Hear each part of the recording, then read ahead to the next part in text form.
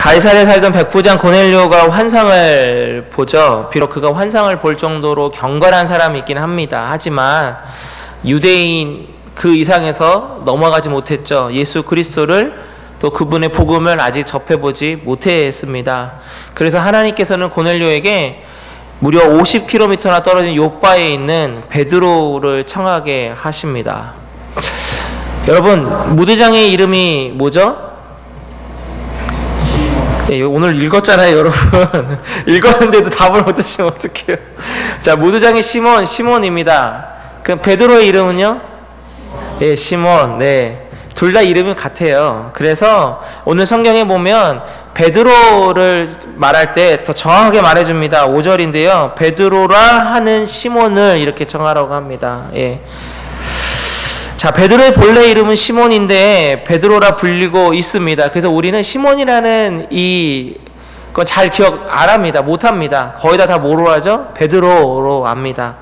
자, 지금 이 베드로로 불려지는 이것이 우리의 귀에 이렇게 익숙하고 할 수 있었던 것은 바로 이 이름을 누가 지어주셨기 때문일까요? 예수님이 지어주셨기 때문입니다. 자, 우리 말씀 보겠습니다. 요한복음 1장 42절입니다.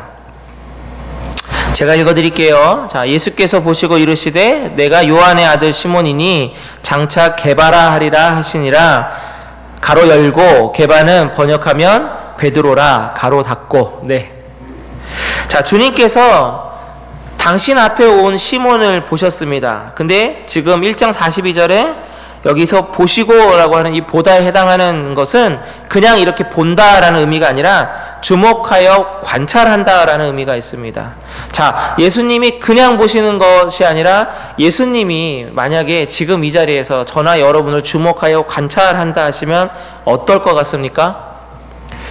아, 오늘 머리가 잘 됐네, 뭐 화장이 잘 받았네, 이럴 것 같아요? 예수님이 관찰하시는데? 아니죠. 예수님은 어디를 보실까요? 예, 우리의 마음을 보시겠죠. 중심을 보시겠죠. 우리를 다 아시니까, 너무 잘 아시니까. 주님은 베드로로, 그러니까 시몬, 이때는 시몬이죠. 시몬을 딱 바라보시면서 벌써 시몬이 어떤 사람인지를 아셨을 겁니다. 아, 어부구나. 성질이, 성격이 고약하구나. 불같은 성격이구나. 아셨을 겁니다. 아셨음에도 불구하고 뭐라고 하십니까? 이제 너는 장차 뭐다? 게바라 할 거다. 자, 그러면 게바라는 이름을 주셨는데 뜻이 중요하겠죠? 게바라는 아람어로 반석이라는 뜻입니다. 쉽게 말하면 이제 너는 반석 같은 사람이 될 거야 라는 것이죠. 이 게바를 헬라어로 번역하면 페트로스가 되고요. 요게 한글 성경으로 이제 한글로 음역으로 하다 보니까 이게 베드로가 된 겁니다. 그래서 이게 우리한테 계속 베드로 하는 것이죠. 반석입니다. 도대체 단순하고 불같은 성격의 이 사람이 어떻게 반석이 될 수 있었을까? 어떻게 반석 같은 믿음을 소유하는 사람이 될 수 있었을까? 우리는 오늘 그것을 좀 같이 살펴보고 한 해 동안 결국 우리는 그럭저럭한 삶을 또 살아왔는데 내년에는 그렇게 살지 말아야지 하는 또 다른 좀 고백의 설교를 한번 나눠보려고 합니다. 자, 시편입니다. 시편 62편 1절에서 2절입니다. 우리 찬양의 가사가 있기 때문에 아마 익숙하실 겁니다. 같이 읽어볼까요? 시작. 나의 영혼이 잠잠히 하나님만 바라며 나의 구원이 그에게서 나오는도다. 오직 그만이 나의 반석이시요 나의 구원이시요 나의 요새시니 내가 크게 흔들리지 아니하리로다. 아멘. 모든 것이 변해가는 이 세상에서 영원히 흔들리지 않는 불변의 반석은 오직 그분은 누구실까요? 삼위일체 하나님 한 분이십니다. 그러므로 연약한 우리가 반석이 될 수 있는 유일한 방법 한 가지는 무엇이냐? 반석이신 하나님과 함께 하는데요. 어떻게 함께 하냐면 딱 달라붙어야 됩니다, 여러분. 딱. 자, 종이가 여러분 있다고 보시면 종이는 종이 한 장은 쉽게 찢어지거나 아니면 이렇게 하면 구멍이 뚫리기 마련이죠. 근데 여러분 그 종이를 만약에 벽에 붙여 보십시오. 액자에 넣어 보십시오. 그럼 어떻게 될까요? 잘 찢어지지 않고 잘 구멍 뚫리지 않습니다. 반석이신 하나님께 우리가 종이 같은 존재 아닙니까? 쉽게 찢어지고 쉽게 구멍 뚫리는 존재. 조그만 바람에도 그냥 왔다리 갔다리 하는 존재, 바로 우리들 아닙니까? 우리들이 반석 같은 하나님께 딱 달라붙으면 어떤 존재가 될까요? 반석 같은 존재가 될 수 있다라는 것입니다. 세상에 풍파가 몰아치고 악한 사단이 우리를 공격합니다. 찢으려고, 구멍 뚫으려고, 하나님으로부터 멀리하려고. 하지만 우리가 반석이신 하나님 앞에 딱 달라붙어 있으면 찔러도 구멍 뚫리지 않고, 찢으려도 찢을 수 없고, 멀리 옮길래도 무거운 반석과 함께 있으니까 움직여지지 않을 수 있습니다. 그리고 우리가 또 하나 깨달을 수 있는 건 있는데요. 바로 오늘 본문에 있는 겁니다. 바로 베드로라는 시몬을 청하라 이렇게 되어 있습니다. 시몬이라는 이름의 뜻을 혹시 아십니까, 여러분? 시몬? 시몬이라는 이름은 들음이라는 뜻이 있습니다, 여러분. 근데 이게 단순하게 우리 귀로 들린다, 듣는다라는 게 아니고요. 여기서 말하는 들음은 바로 들은 것에 순종하는 들음을 말합니다. 시몬이라는 이름의 뜻에 그런 깊은 뜻이 있습니다. 자, 그러면 우리가 보통 시몬 베드로 하지 않습니까? 만약에 이 단어의 뜻을 서로 이렇게 엮어보면 어떻게 될까요? 들음으로 뭐가 될 수 있다? 반석이 될 수 있다. 잘 들으면 반석 될 수 있다, 이겁니다. 근데 듣는 게 그냥 듣는 게 아니라 그랬죠? 뭐라고요? 듣고 순종하면 반석이 될 수 있다, 이겁니다. 시몬 베드로. 종이처럼 연약한 우리들도요, 듣고 잘 순종하면 반석 같은 사람이 될 수 있다라는 것입니다. 마태복음 7장 24절에서 27절입니다. 4절이나 되는 관계로 교독하면서 읽겠습니다. 제가 먼저 24절 읽습니다. 그러므로 누구든지 나의 이 말을 듣고 행하는 자는 그 집을 반석 위에 지은 지혜로운 사람 같으리니,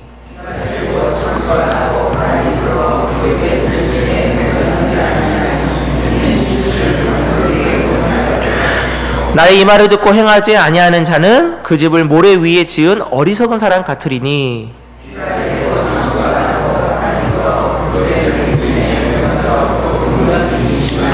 아멘. 대표적인 반석에 대한 설교를 할 때 흔히 예시로 드는 본문입니다. 근데 정확하게 나와 있죠. 24절. 누구든지 나의 이 말을 듣고 뭐하는 사람? 행하는 사람. 그러나 26절에는 나의 이 말을 듣고 행하지 아니하는 사람. 결과는요, 무너지느냐 안 무너지느냐 차이입니다. 주님은 이 땅에서 사람들에게 복음을 전하실 때 귀 있는 자는 들으라, 이 말씀을 참 자주 하셨습니다. 귀 있는 자는 들으라. 여러분, 누가 귀가 없습니까? 그 자리에 있는 사람들 다 두 귀 멀쩡하게 있는데, 귀 있는 자는 들으라. 마음의 귀, 심령의 귀가 닫혀 있기 때문일 것입니다. 귀에 들리는 주님의 말씀에 삶으로 순종하라는 의미이죠. 귀 있는 자는 들을지어다, 이것입니다. 주님의 말씀에 순종함으로써 연약한 인간이었던, 어쩌면 베드로만, 변화되기 전에 베드로를 보면 여기 계신 분들이 훨씬 나을 수 있습니다. 제가 볼 때. 그 정도로 연약한 인간이었던 베드로가 반석이 될 수 있었다는 것이죠. 그는 주님의 말씀을 귀로만 들을 뿐 아니라 삶으로, 행동으로, 순종함으로 나아갔습니다. 반대로 말하자면 어떻게 될까요, 여러분? 주님의 말씀에 들으려 하지 않으면, 삶으로 순종하지 않으면 우리는 반석같이 살 수 없게 된다는 의미이겠죠. 2018년도 마지막 주일 예배를 드리고 있습니다. 이런 입장에서 우리는 과연 반석이신 주님을 얼마나 의지하고 살았는지 한번 돌아봐야 되지 않을까요? 나는 종이와 같은 존재라고 우리는 항상 고백하는데, 고백만 하고 끝나지는 않습니까? 주님, 나는 연약합니다. 주님, 나는 그래서 죄를 짓습니다. 그런데 주님께 붙어 있지는 않으려고 하는 것, 이것이 바로 우리들의 모습이지 않느냐라는 것입니다. 또 하나, 베드로가 진정으로 반석 같은 믿음의 사람이 되는 사건이 하나 있죠. 그것은 바로 요한복음 21장에 있습니다. 요한복음 21장에 보면 물고기 잡으러 갔던 베드로에게 부활하신 예수님께서 찾아와 주시는 장면이 나옵니다. 그때에 이렇게 부르십니다. 내가 이 사람들보다 나를 더 사랑하느냐, 이렇게 되어 있습니다. 그리고 여러분들이 갖고 계신 성경에 좋은 성경책을 갖고 계신다면 그 밑에 가로 열고 이 사람 대신에 이렇게도 들어갈 수 있다라고 나옵니다. 이 것들보다도 나를 더 사랑하느냐, 이렇게 되어 있을 겁니다. 그때 베드로가 이렇게 대답합니다. 주님, 그러하이다. 내가 주님을 사랑하는 줄 주님께서 아십니다. 그러자 내 어린 양을 먹이라, 이렇게 3번 대화가 오고 갑니다. 그리고 여러분, 바로 이 장소가 있었다고 생각되는 그곳에 교회가 세워져 있는데요. 이스라엘에 가면 예수님이 그때 생선을 갖다 놓으시고 부르지 않습니까? 그 생선을 갖다 놓는 곳이 뭐였냐면 바로 반석이었습니다. 의미가 있지 않습니까, 여러분? 예수 그리스도로부터 도망쳤던 나약한 종이 같은 인간의 모습으로 다시 돌아갔던 그 베드로를 부르실 때에 반석 위에다가 먹을 거를 마련해 놓으시고 바위 위에다가 마련해 놓으시고 너가 이 사람보다 아니면 이것들보다 나를 더 사랑하느냐 물어보시는 것의 의미를 우리는 알아야 됩니다. 우리가 반석 같은 하나님께 딱 달라붙어 있기 위해서는 중요한 것이 있습니다. 우리가 어떤 사람보다 어떠한 것들보다 주님을 더 사랑해야 됩니다.